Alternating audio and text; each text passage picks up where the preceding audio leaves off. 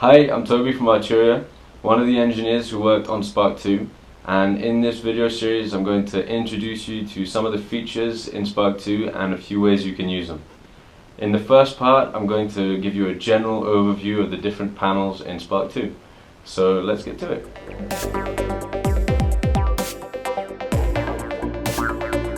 So the first panel in Spark2 is the main panel. I'm not going to go into too much detail right now because we're going to see the main panel in some depth later on in the video, but just briefly, you have the transport controls up here, tempo, shuffle, volume, a screen which shows you the selected project, amongst other things. If you turn a knob, it'll show you some information about that. Yeah, it's just a display to give you a little information about what's going on. You have three knobs which are parameter knobs for the selected instrument, which brings me neatly onto the pads down here, which display the instruments inside the project that you're working on. And as you can see, this pad here is selected. That's why it's a different color to the others. And so these knobs up here will affect this. So if I turn the pitch here, you hear that's a lot lower, so let's go right up there. So there you go. For instance, yeah, that's one of the controls you can alter for this particular instrument. And if you click these little drop-down menus here, you see all of the controls that you have available to you for this instrument. And if we go onto the snare drum here, you see if you click the pad, it will sound and also select the instrument. You have the similar kind of options here, and yeah, so there you go. That's that. Here in the middle we have the XY pad, which is great for live use. You have various filter modes, a slicer, which is kind of like, it can be a beat repeater, reverse. You can reverse the sounds. The roller, which is kind of like a beat repeater for an individual instrument. This section of the main panel contains a lot of information. You have access to the different banks and patterns, and the sequencer steps. The step sequencer, sorry, for the selected instrument. So we can see that the snare drum here is hitting on 5 and 13. If we play through, I can show you that. There you go, you can see. And yeah, that's basically the gist of the main panel. The rest of it we shall see later on. The next panel is the sequencer panel. So in Spark2, we've completely rethought the GUI and the layout for the sequencer panel. We've made it a lot more clear and a lot more user-friendly. We now have 16 instruments displayed at all times and up to 32 steps on screen, which is really handy and makes it much easier to use. So let me just run you through this section here. Up here we select the bank and pattern we want to use, the time signature, how long in bars and steps we want our pattern to be, and the resolution. And here, if we increase the length of the pattern, this section allows us to look at either part of the pattern. So let's just go back to the first one. There we go. And if I put that back to 32 steps, we're back to where we were. So each instrument track has a few different things. We have an image here which represents the type of instrument we're using. So here it's a bass drum, so we have a kick pedal, and you can press that and it's a trigger, so you can hear your sounds, which is really useful. We have volume and pan, and a mute and solo for each instrument. Down here we have the automation track, and this is the automation track for the currently selected instrument. So if I just solo this one up here, you'll be able to see this is the velocity automation, and you'll see that it does vary as it is written in.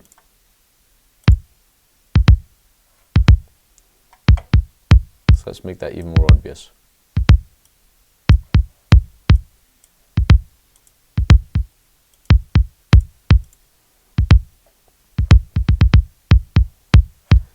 So there you go, you can hear that velocity. Let's add in another one just for fun. So here's pitch. Let's draw in some random steps.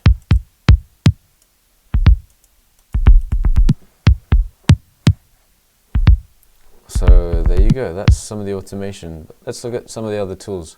So I was just using the magic tool here, which is actually can be any one of the above tools depending on the way you use it. So I was just using it by clicking with the mouse, which actually is equivalent to the pencil tool. The next tool that we come to is the line tool. So what this does is it draws a line for you, basically. So let's see how that sounds.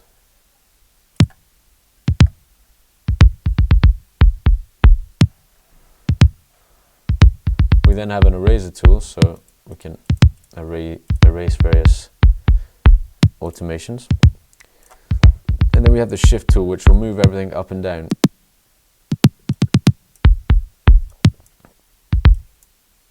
Which is really useful as well. And the magic tool down here can be any one of the above tools, depending on different combinations of keys pressed on your keyboard. The final really great thing about the sequencer page is this section up here. So you have a delete button here, which allows you to delete all of the steps and all of the automation, or all of the automation, which is really useful. You also have the export section, which is great. If you want to export your currently selected pattern as a MIDI file, you click this button here, and you can just drag and drop it into whatever DAW you're using. And same goes for audio. If you want to just drag and drop audio like that, oh, there you go. That's how you can do that. So as you can see, it's really quick, very straightforward, and just works. The next panel is the song mode panel, and I'm not going to go into much detail just now, because we'll cover that later on in this video. Then we come to the studio panel. This is, for me, when you're using Spark in a studio setting, kind of the central panel that you'll use. This is the kind of nerve station, if you like. So what we have on the sides here is the 16 instruments which make up your kit. And you have a volume and pan and mute and solo for all of these. And again, a little trigger, and this here name section allows you to choose a different instrument if you want to. So here we have all of the instruments available in Spark2, which is, I think you'll agree, quite a few. Here we have all the different bass drums, so if you wanted to, you could change it simply by clicking on one of these names.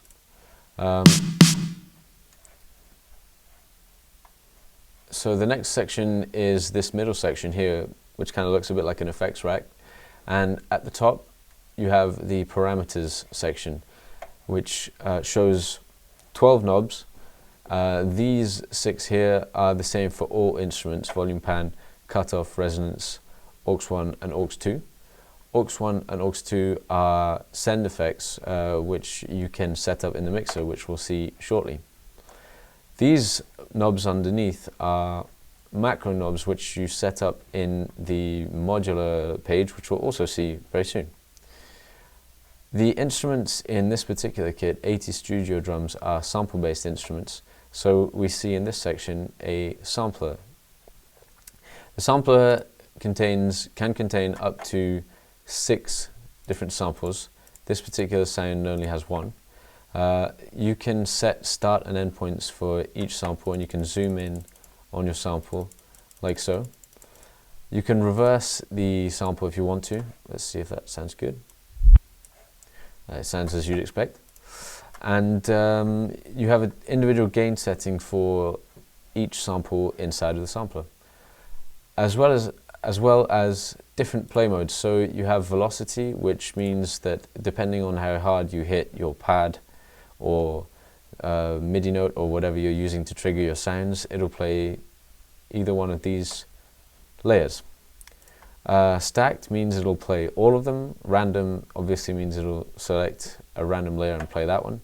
Circular means that it'll circle through the layers, playing 1, then 2, then 3, then 4, then 5, then 6, and then back to 1 again.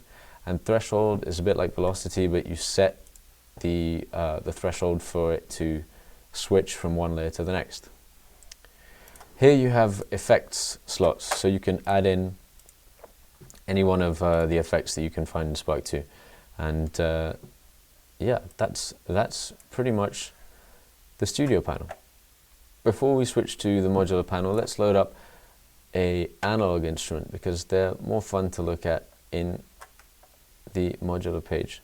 So I'm going to go VDM, which is Vintage Drum Machine, because I like the sound of those ones. Let's go 606 Bass Drum 2. So you can see the logo, the icon, sorry, has changed. So let's hit that. Definitely not the same sound anymore. So yeah, here we have these knobs here, and if you come into the modular page, you see them here, and these are just macro controls for the modular patch that we have here. So I will briefly go over the modular page. My colleague and good friend Glenn Darcy is going to be doing a really in-depth video about the modular page, so I'll let you check that out as well. So here we have another trigger, so you can hear your sound whilst you modify it. The macro control setup, which allows you to control any one of the knobs in here. You can control up to 4. You select any module inside of your patch, and then any of the parameters you have access to on that particular patch, and you can of course set your minimum and maximum ranges as well. And yeah, you can really get very creative with that. Here you have the modules list, which is really easy to use. All you do if you want to add in, say, another oscillator, is you just drag and drop, and lo and behold, another oscillator will appear. If you want to remove that oscillator, you just go delete this module, and there you go, it's removed.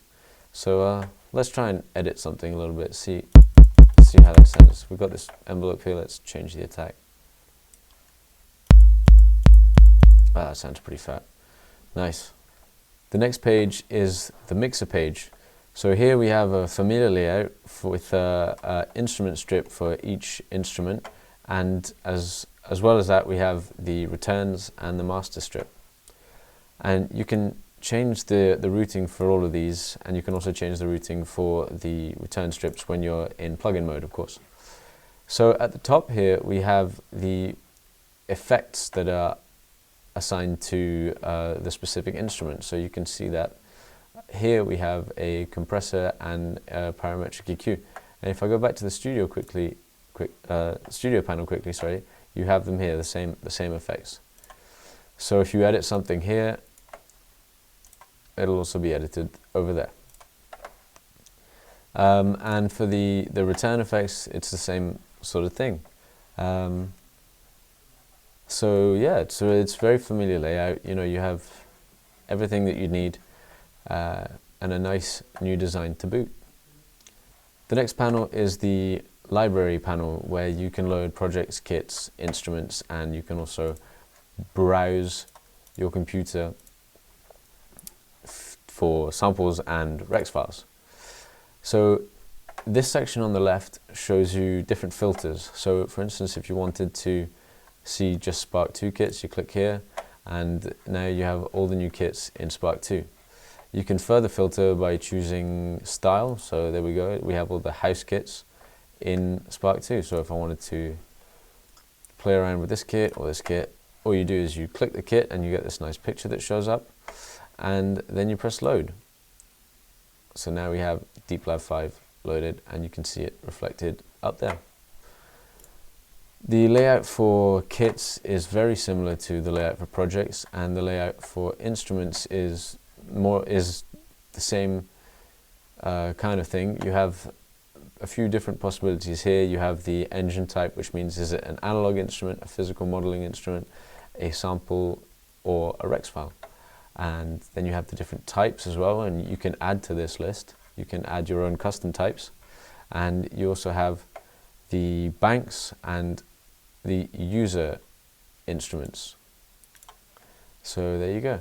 The disk is just a simple disk browser. The last page is the preference page, which allows you to set up many different things.